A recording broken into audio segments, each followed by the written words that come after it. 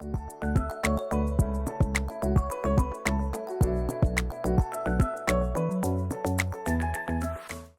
everybody, my name is Brooklyn, otherwise known as TheDramaticOtaku, and welcome to today's episode of the Weeb Wrap-Up. If you don't know what the Weeb Wrap-Up is, it is my bi-monthly review series, this being for January and February of 2025. I talk about all of the anime and manga that I have read and watched in the last 2 months. And as always, there is spoilers for everything I talk about. Also, if you're a fan, it is like 35 degrees today, so it's very hot, so the fan is staying on, whether you like it or not. And, surprise, surprise, my anime drought has come to an end. So, we are actually going to start with the thing that I did less of this month, which was reading manga, as I only have 2 series of manga that I read in January of 2025. Starting with In the Name of the Mermaid Princess, I need to put on my glasses. Okay, so I didn't actually write a lot for either books, except for a number rating and the start of a sentence. In the Name of the Mermaid Princess Volume 2, first of all, I didn't expect to continue this series. If you had seen my last episode where I read Volume 1, I was like, oh, this is a cute series, it's not something that I'm really going to pick up because, like, I only found 1 volume and it doesn't seem like it's the type of series to continue after the first volume. I was wrong, as I've picked up the 3rd volume as well, so when I saw these, I sort of just had to buy them, and I am in the middle, I'm at the start of reading Volume 3. That is sort of my go-to-work read book, and this was for a while as well. First of all, Miss Karuna, who is a kind of antagonist in this, she's a side character. She is very pretty. I read this in a couple sectors over a couple of days. As I said, the Volume 3 is something that I'm reading when I'm going to and from work. Same thing happened here. This definitely was a fun read nonetheless, and I didn't really expect it to go the way that it is going with, you can see on the front page of this volume, there is a wolf character. Because apparently our main character isn't just a mermaid, she is, I think it's like an elementia or something like that. Definitely an elemental.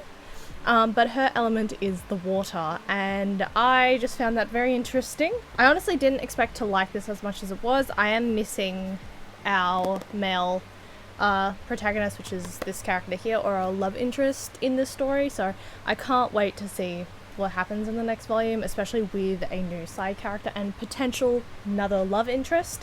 And I'm interested to see what happens. There's not a whole lot to say. This is just a cute light read. I gave it a 6 out of 10 just because it's a cute light read. It's not the most in-depth of anything that I've read, so yeah, that is In the Name of the Mermaid Princess Volume 2. Now, the next one that I picked up is it's an interesting read. It is a, what's it called? It's called I Cross-Dressed for the IRL Meetup.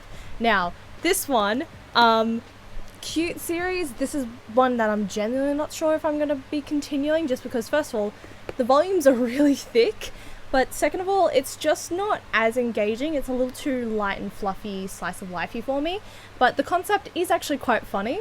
So our main character,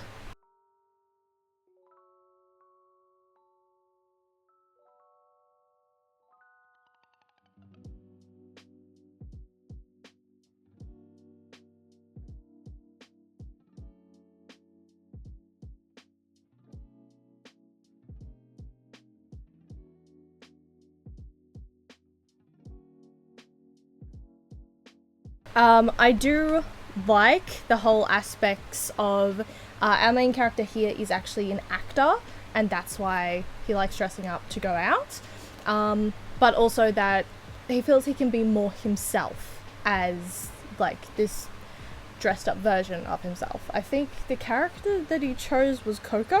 They all have like sweet name alibis. The whole reason I might not pick up another volume is just because it's one of those series where it's like not a lot happens. Like, you get all the interpersonal conflicts, but there isn't a whole lot at stake in the first volume, and it's just a little too slice of lifey. If you do like that stuff, this does play with gender a lot, and you can't really tell if like the characters want to be close because they're friends or if they're like interested in each other. You do get a little bit of like queer relationships in it. I do think it is very cute, very fluffy for that. So I would definitely recommend it if you want something on the more lighthearted side. But this is just not a series that I can see myself sort of continuing in the future, just because I have that much to read. But this, for a one-shot for me, this was pretty cute. Granted, I did say Name of the Mermaid Princess is something that I would only pick up once, and I've got the second volume, so you never know. I gave this a 7.75 out of 10. I couldn't give it an 8 because of like the lighthearted fluffiness, but I couldn't give it like a 6 because it's not as like it's more entertaining than this, you know, so I couldn't. Yeah. So those are the two that I read in January of 2025. Anime for 2025 January. Ooh, did we watch a lot? So 2025 anime. I actually watched a lot of anime in January. A lot in heavy quotation marks, a lot compared to the last 4 months of the year. So, while everybody was watching Squid Game 2, something I've still yet to watch, I decided to watch this cool new anime, Dandadan. Now, I did notice the manga for this anime in stores a while ago, and I was interested in it. I just never ended up picking it up. But to see it as it turned into an anime, I did decide that I did want to watch it. I just was a little bit scared off by the fact that it's a shonen anime, and it's one of those animes that a lot of dude bro anime enthusiasts got a hold of, and when that sort of crowd gets a hold of an anime, I get a little on the like iffy side on whether I want to watch it or not. So, Dandadan. What the fuck did I just watch? Like, legitimately, what the fuck was the first episode of Dandadan? Dandadan follows Momo, a gyaru with a love for Ken Takakura. If you don't know who Ken Takakura is, Google it, but he is an old-timey actor. He's an older actor. And a sense of responsibility over people getting bullied, which brings in Okarun, otherwise known as Ken Takakura. A different Ken Takakura, of course, but it's still got Momo shook. Momo believes in ghosts, Okarun believes in aliens, and they do not believe in the inverse. So this unlikely duo of nerd and gyaru dare each other to go to a haunted and a UFO-infested area, which leads to Okarun getting possessed and Momo unlocking her psychic powers and nearly getting probed by aliens with metal dicks. What was the first episode? I told you I didn't know what I was fucking watching. The goal of this anime? To get Okarun's dick and balls back. Literally, what the fuck am I watching? Without spoiling too much, I really do like Dandadan. I think it's refreshing to have a female protagonist to a popular shonen again. Last time I watched one of those, it was Noragami. And last time I read one, it was Inuyasha. And Dandadan is a more vulgar and more modern shonen than the latter two. When I say that, it's more in the realm of, say, My Hero Academia, despite being a similar subject matter to Noragami. I find the characters very relatable and much more grounded in reality to shows like My Hero Academia or maybe even Noragami. Like, while these two are obviously like characters, I could see these two being actual real people with how real their own interpersonal problems are. This situation, absolutely the fuck not. This could not be a real situation, no. There were fully moments where I audibly asked what the fuck I was watching, especially in the first episode.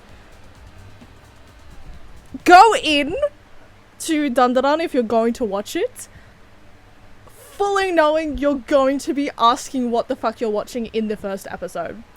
If you like Psyche K and liked early My Hero Academia, I'd definitely recommend this, as it's a good blend of the two. So much so that I thought Ira was basically Teruhashi. I think it is so funny that Gigi is totally based on a K-pop or J-pop idol, especially in looks.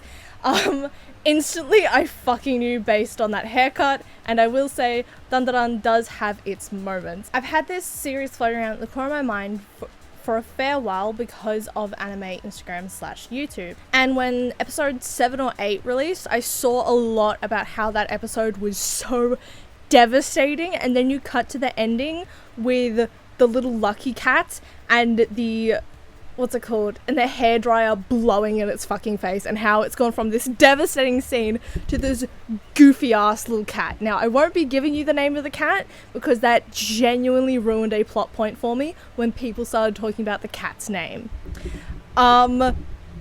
I didn't want to believe anyone just because usually people blow that sort of shit out of proportion. It usually happens more so in the sense of lewd goings on than sad goings on. But I didn't want to believe people because I'm just like, it's just a silly anime. How sad could it be? And then I got to the anime. I got to episode 7 or 8. And it was really fucking sad. And then you had that stupid little cat with the fucking hairdryer. I hate this show! As I said before, I will say I was hesitant to get into Dandadan just because of the Dude Bros of Anime really took a hold onto this series.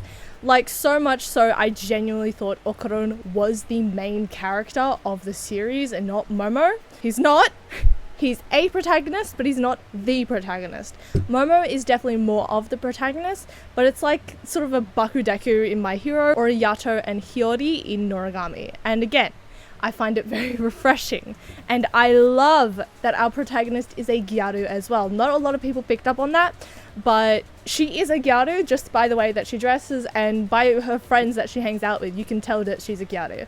I really loved it. I thought it was really funny, and I would recommend it. I give it a 7.5 out of 10.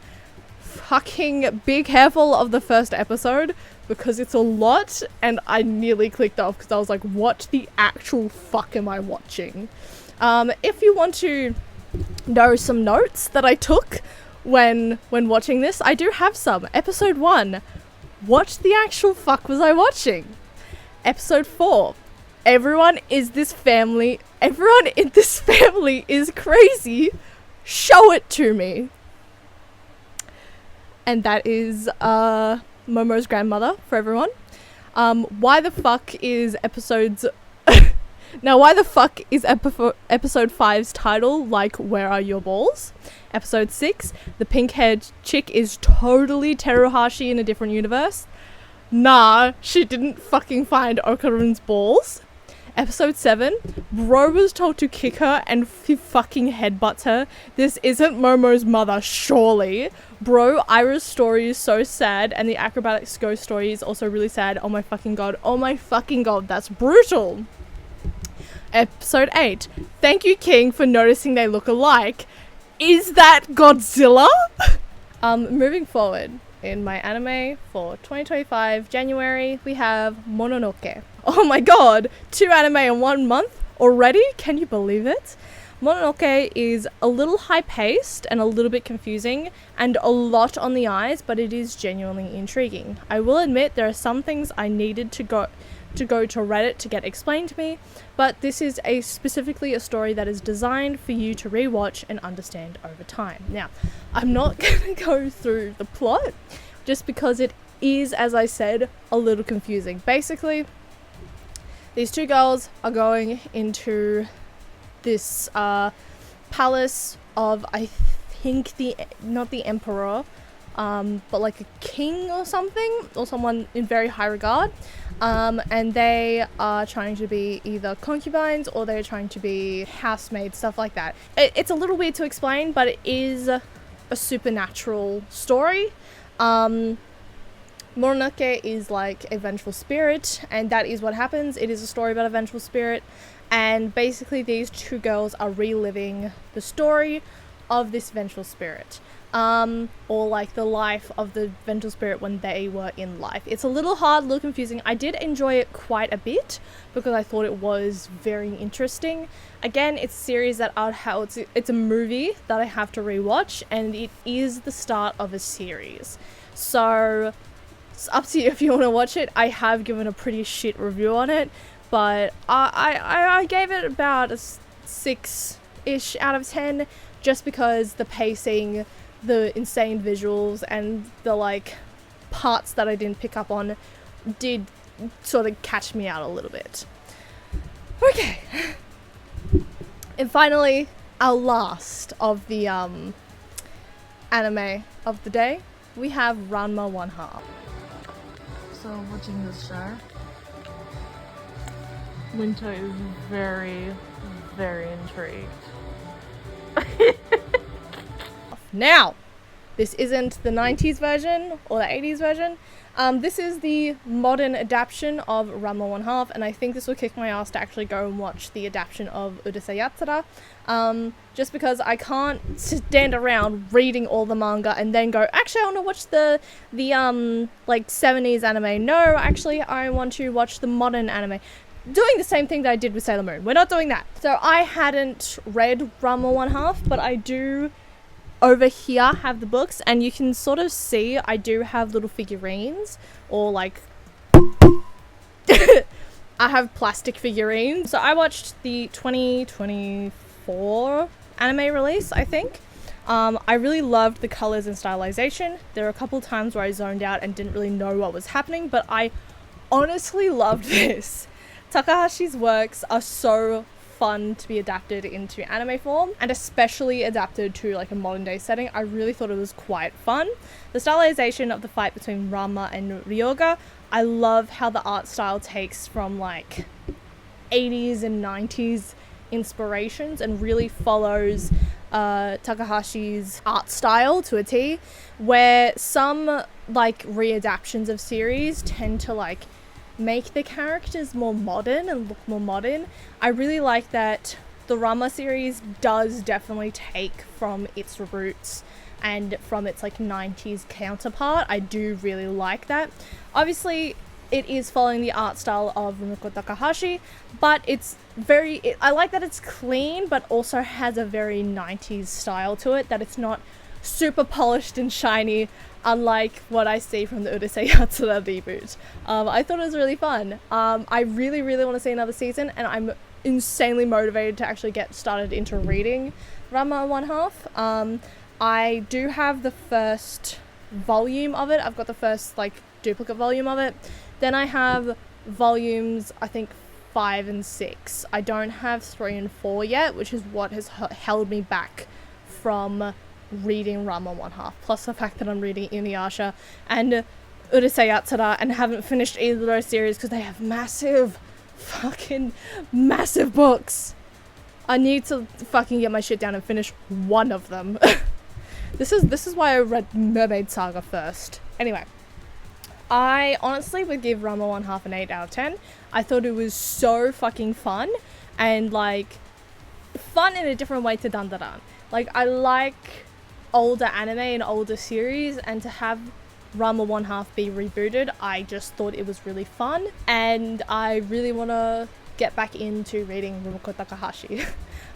So I can't recommend it highly enough. I thought it was a bit of fun, and I did also watch it in English again. I was doing this while doing my XG stuff, so that's sort of why. Anyway, that is all for January of 2025. Let's get into February.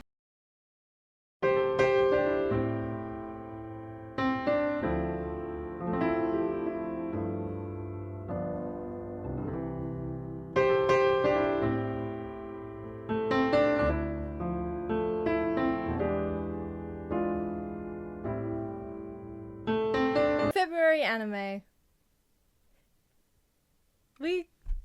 We started off so well in January, and we got zero February anime. Now it's not from lack of trying.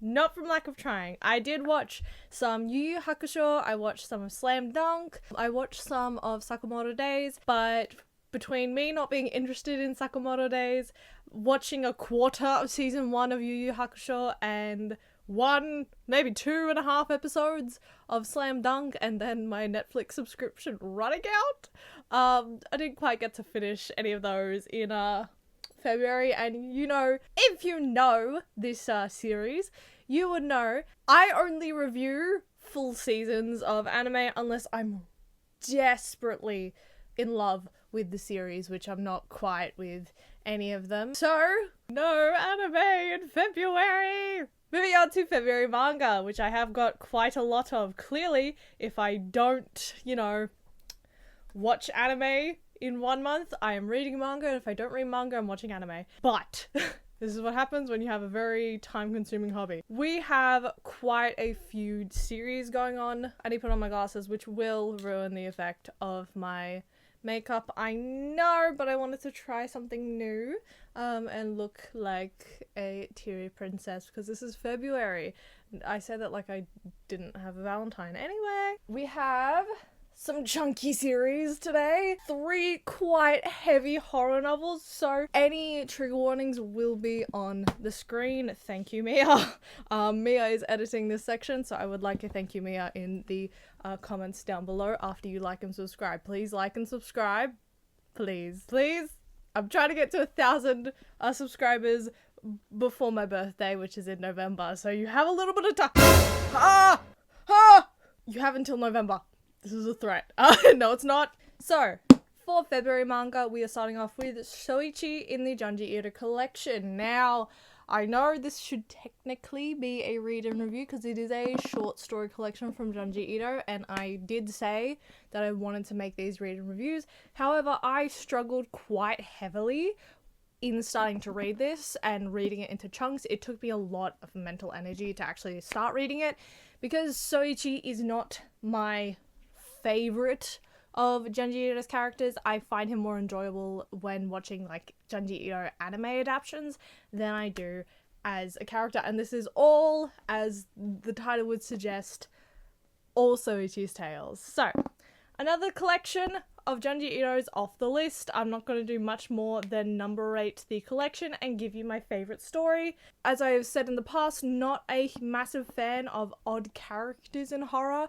Shoichi does tend to be the exception just because there is a good amount of gore with the wackiness and horror. I have read or watched a lot of Shoichi's tales, and majority of the ones in the book I have either watched from the collection or I have read online. So none of this was particularly exciting, especially the longer volumes, as I have read a lot of the longer stories in this book. In the actual collection itself, you have Happy Summer Vacation, Happy Winter Vacation, Shoichi's Happy Diary, Shoichi's Home Visit, Teacher of Cloth, Shoichi's Birthday, Shoichi's Petty Curses, Four-Layered Room, Coffin, and Rumors. I had already consumed, or I've already read or watched Rumors, Four-Layered Room, Shoichi's Petty Curses, Teacher of Cloth, that was a big one, Shoichi's Happy Diary, and I believe part of Shoichi's Home Visit, because you kind of have to read Shoichi's Home Visit to be passed into Teacher of Cloth. It's one of those sort of duo stories. Now, most of those I have like read. The very last one, Rumors, goes into one of the stories that has the fashion model in it, and that goes into the story where Shoichi is married to the fashion model, and spoilers, it's a big nightmare for him because he's seen the fashion model in the Rumors story. But that one, of all Shoichi's tales, is actually my favorite, mainly because it has some of the most horrific imagery I've ever seen, but that's not in this collection. I really thought it would be, but to be fair, it's in a different Junji Ito collection, so it not being here makes more sense. I just sort of wish that it made me want to go back and read those stories, because it is 2 stories. I can't remember which. Generally, of all the stories in this that I liked the most, I liked Coffin. just because it was something new that I haven't actually seen outside of the collection. Outside of that, I gave the full collection a 6 out of 10. Not bad. It was just hard to engage with due to a number of different things between goofy character and horror, plus I've read and consumed basically most of the stories in some form, plus Soichi is like a fucking 12-year-old boy. He tends to lean a little bit into like gross out humor a little bit as well, which if you've seen my Octopus Girl review, the only reason I'm keeping those books is because I paid so much for them, because I just don't like them. But to be fair, there are some Soichi stories I do like. Moving on! We have a continuation from January, this being In the Name of the Mermaid Princess. Why was this not before this? Because I struggled reading this so much, and then I have to force myself to read the next volume of In the Name of the Mermaid Princess. Now, again, something that was a struggle to get into, but definitely worth the read as compared to Soichi, where I just felt like I was struggling to read through it. Continuing through the story, July, who is this guy here, this guy's name is July, joins the gang, and the gang makes their way into the next kingdom as they have to go around Bologna to get to Aquatica. Every time I hear the name of Princess Mia's country, all I can think of is Bologna, which is I think it's a region in Italy. So every time I hear Bologna, I just think Bologna, and I go to say Bologna. Anyway, to get to Aquatica. Much like Volume 2, Volume 3 gets more interesting towards the end of the volume. I do like that July isn't a romantic interest, but rather a good friend for Mia. In stories like these, I really do like the bestie ships, where it's like these two are really good friends, they're just pals, it's fantastic, and there's not a whole lot of romantic shipping between them. And to see that in a fantasy, especially a fantasy romance, makes me very, very happy. I do want the next volume, as I have become really interested into this series, especially since I do want Mio to meet Prince Chica. However, I am left wondering to how long this series will actually be, seeing as they're sort of going through each kingdom volume by volume. Last volume was, I forgot the place name. If I could have a map, that'd be fantastic. There is a map in there. Milcuffs. This is the... It's hard to say. It is hard to say, I know. But they've got Bologna in the middle, Milcuffs. They're going Todododo. They're going through Todododo. I'm assuming the next volume they're going to go through Kurama, Ajipul, into Aquatica. But they're going through Todododo. The way I wanted to say Todoroki then. It is very run-of-the-mill, this series, and I know my continuing on of a story that I never really explained in the first place isn't fantastic for reviews, especially since I didn't think I was actually going to continue on with this series, but I had more to talk about in this volume than volumes prior, which says a lot more to me, that this is definitely getting more interesting as I read it, but I still gave this a 6 out of 10, about the same as Soichi. Moving forward, Mia's gonna love this. Sorry babes, you're gonna get a bit spoiled. But we have Otaku Vampires Love Bite, Volume 1. Now, this I picked up on a random excursion with Mia into the city. I don't remember why we went into the city. It was to do some shopping, I can't remember. We went into reading in the Emporium. I randomly spotted this and picked it up, and now Mia really wants to read it as well. So this was a spur of the moment pickup because we walked into readings and I spotted it. It is a cute light read from the creator of Kami-sama Kiss. I love Kami-sama Kiss. I mostly watched the anime, not read the manga. It is something that I do want to read in the future, but this is from the same author. I love all the characters are adults. I'm not really going to go into the actual story itself, mainly what I just like about it because I forgot to write a fucking thing of it. This is just my notes, patch notes. Okay. Of all of the otaku stories, this is really one of my favorites because I immediately connected to the character of Hina.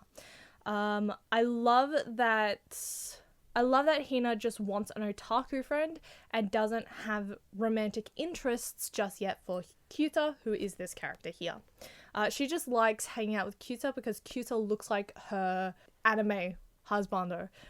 I do like that Kyuta is falling first. I also do like that I don't know the gender of Amanatsu, who is another character in this series. Let me just get Amanatsu. Here we go. This character here is Amanatsu. So Amanatsu is a random character. I don't believe their gender is actually like said out loud.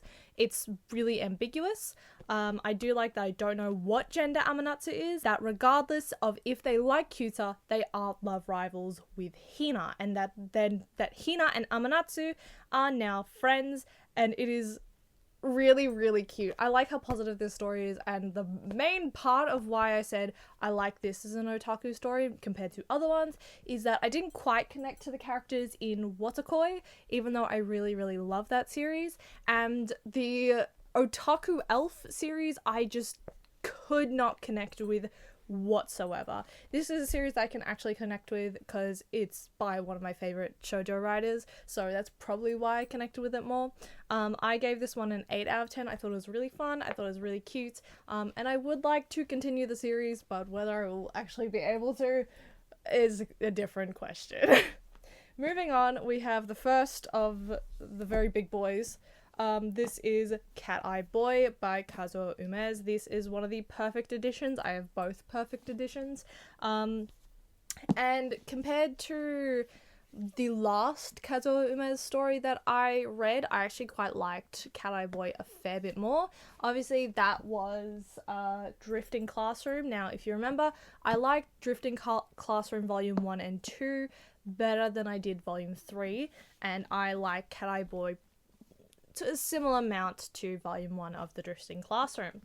Yet another story from Kazuo Umez. The Cat Eye Boy is a series of short stories interconnected by the character of the Cat Eye Boy. Wherever he goes, misfortune follows, as he is a yokai.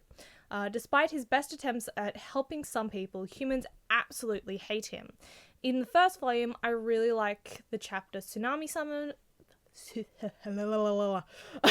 In the first volume, I really like the chapter Tsunami Summoners, just because of the tragedy of the only person that is taking care of the Cat Eye Boy dying, and this causing the Cat Eye Boy to trust no other humans, despite still trying to help humans as his character. I like that his character acts as a third-party protagonist to most of these stories. He hates people, but still feels he needs to help them.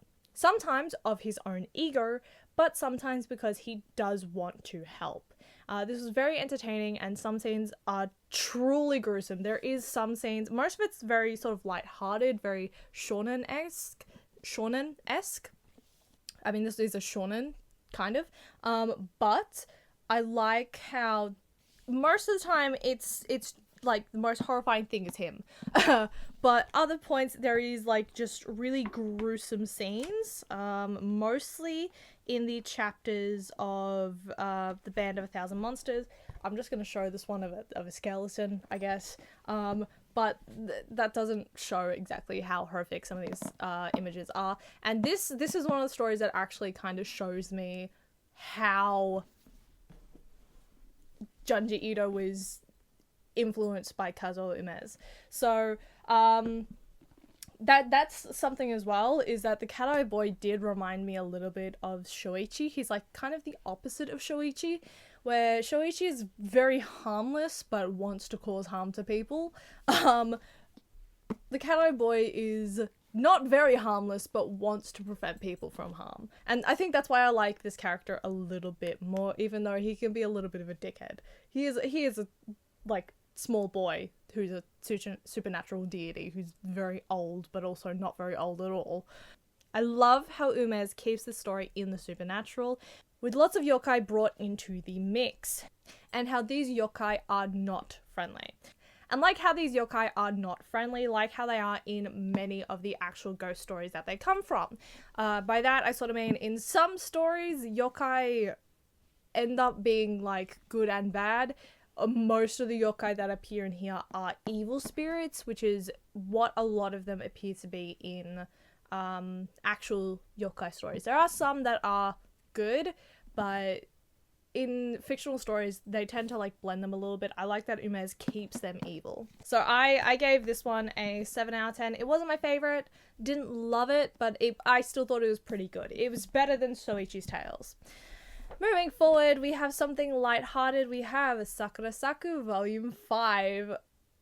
Okay, so I didn't think, like, Volume 3, I was sort of like second guessing if I wanted to continue it. Only really continuing it because it is like my favorite shoujo author, and how I was like, do not fuck this up, like you fucked up Love Me Not. Because I gave the entire collection to my best friend because I'm like, you showed me this author, you might like this series, but the final volume pissed me off so much that I cannot keep this series. So I gave the full series to her. This one was a spur of the moment purchase because it was a collection purchase. It is the most recent volume of Sakura Saku, and I found it. I was like, I'll get it. I had like $13 of Dimmix points, so I got this for $4. Oh, steal. Anyway, sometimes these habits have a good way of working out. I surprisingly loved this volume of Sakura Saku. This volume taking place over the summer vacation with a focus on Iryu.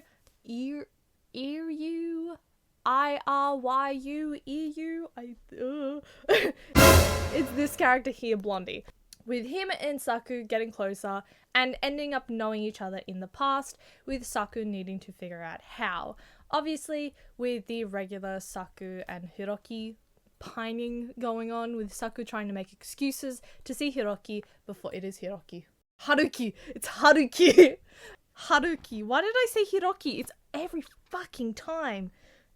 Saku and Haruki's pining, with Saku trying to make excuses to see Haruki before the summer ends. In terms of the story and side plots, now that Kotono has been exposed as a love rival, not of Saku, but of Haruki, it honestly makes the story like 10 times better. It like, I hate the like device of two best friends being in love with the same guy.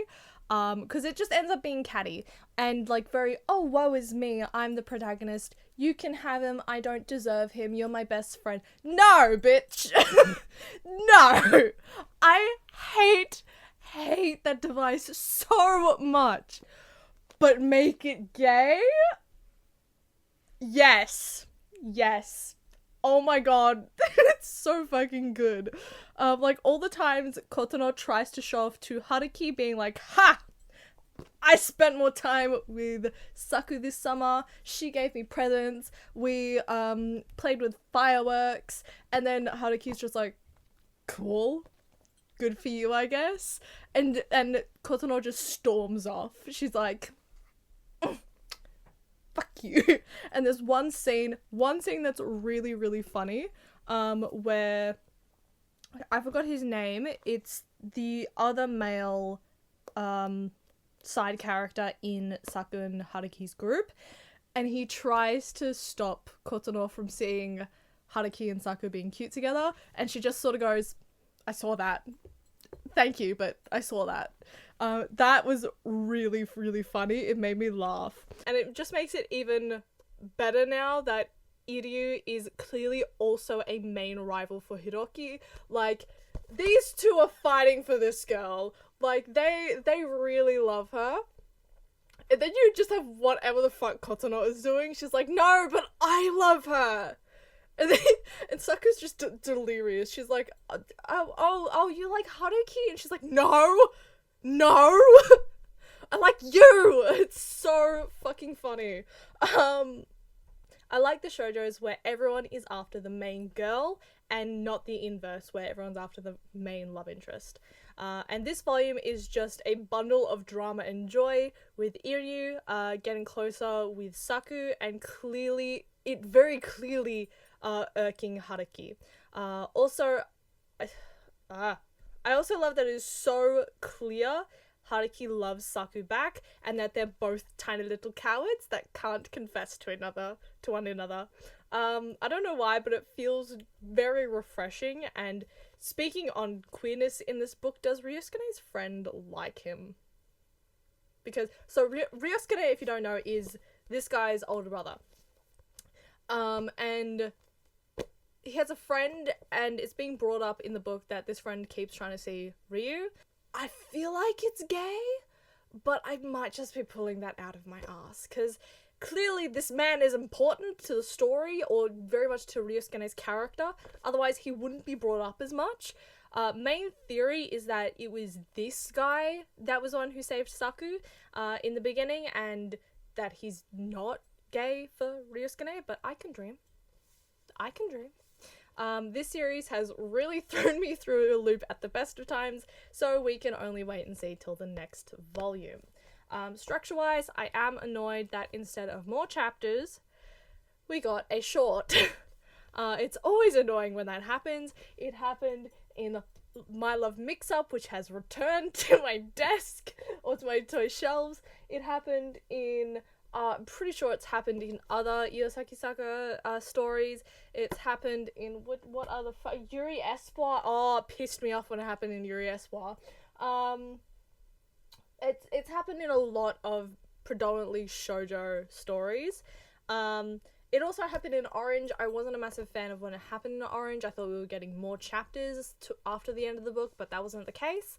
But that Orange's one was good, because it was a good short story. This one, not necessarily. The short story mainly feels like an alternate world version of Sakura Saku, or like sort of the ultimatum of the story, with the protagonist fighting the kindness thing, but ultimately getting the guy. I wasn't a massive fan. I gave this volume a 9 out of 10 just because I love the whole Kotono thing, and I love that it's two male love interests like going after Saku. Saku clearly loves one of them more than the other, but the other's getting like closer, and then you have whatever the fuck Kotono is doing, and I love it. Oh, it's messy. I love it. It's very, very cute. So that got a 9 out of 10. That got the highest rating of the month. And we continue on to more of the Cat Eye Boy.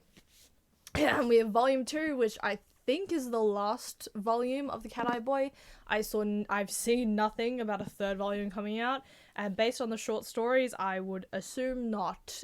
Mainly because between volume 1 and 2, you had the Band of 100 Monsters, and that is the longest running story between them. I was not as much of a fan of this as I was volume 1, while I did like the conclusion of the Band of 100 Monsters, where the evil guy... Actually, I'm not going to spoil that one, because that actually surprised me, and if you do like it, I would suggest reading it. I did think the Band of 100 Monsters sort of just went on and on and on a little bit, so it wasn't my favourite story overall, but I liked it more in this volume than I did the cover story, which is the Meatball. It's got elements of gross out body horror, which I really don't like. As I said, Octopus Girl has a lot of that gross out horror, and I fucking hate it. But I did like the influence, I did like the influence for the story was semi-based in reality, where the meatballs are actually cancerous tumors, and how the Cat Eye Boy did try to save everyone by giving up something that was important to him and curing a bunch of people, and how this one family's manifestations of this medical condition they didn't realize they had became monsters. That's another thing that's really strong in Ume's stories, is that pretty much if you fear it enough, it will into existence. It happened a lot in the drifting classroom. That is like a main theme, is that if they feared it, it came into existence. This one, it's more of a like human fear can manifest into yokai, which I think from memory is a common theme with yokai. Nako the bathroom ghost is just a superstition. Now open your books and turn to page whatever. Now where's Sakata? I better check the girls' locker room. The fact that it came from cancerous tumors is like interesting, at least. I just don't like the way they executed the story. It's just... yeah, I found it interesting in theory, but not necessarily in execution. The end of the story, the promise, was pretty cool, and I did like how positive the hand was at the end, with the Cat Eye Boy being a bit of an anti-hero in that story. All in all, the most of the volume was the Meatball, which I was not a massive fan of the stories in here. The reason why I haven't done a read and review for these, nor Soichi's Tales, is that they are more of like an anthology, or like they're more like linked together better than other short storybooks. So I didn't feel a need to do a read and review. Also, I was too lazy. But yeah, I gave Cat Eye Boy Volume 2 a 6 out of 10. I didn't like it as much as the first volume. It does have its perks, but it's not fantastic. But you know what is fantastic? Hitting that like and subscribe. I need to try a little bit at least. Give me that. Anyways, my audio just cut out, so I want to tell you next month I will be reading The Gentleman's Alliance Cross, which I will be borrowing from miah. Yep, that's it. Anyways, bye. Thank you guys so much for watching this video. I hope you guys enjoyed. If you did, what was your favorite thing I reviewed in this weeb wrap up? Do you have any recommendations for me? I know I've been getting a couple for Madoka Magica, but do you have any manga that you want me to read or try out? And yeah, what do you guys think? I want to hear more from you guys, and I will see you guys in the next one. Bye.